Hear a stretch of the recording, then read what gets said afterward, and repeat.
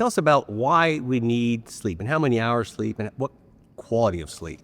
So sleep is a time where we really clean our brain. That's just one way to think about it. And as we get older, our brain can get dirty. I know that sounds like an odd thing to think about, but it can fill up with waste, trash, and toxins. And that waste and trash can really damage how our brain functions. Sleep is a time we wash our brain, we make it clean. So it's not just the number of hours of sleep that we're getting, it's how good are those hours. So some things to be aware of are, we really want to think about the darkness of our room. A lot of people now sleep, with devices in the room and all these little bits of light. They seem so insignificant, but they can pass through our closed eyelids, that light, and they can not allow the brain to get into the deepest stage of sleep where we actually wash our brain.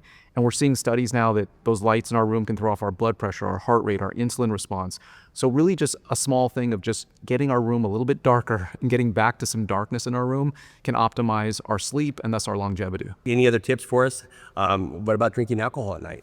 So alcohol, we don't want to use it as a sleep aid because we understand now that it makes us drowsy, but it destroys something in the brain called glutamate, which it's a stimulant. When you destroy that stimulant, makes you feel drowsy, but about 4 hours later, your brain goes, where's all that stimulant? It starts to manufacture it. And for that reason, it wakes people up like 2, 3 in the morning. So for that reason, we really want to stay away from alcohol as a sleep aid. And we want to be careful about alcohol, especially anything past moderate in terms of brain health.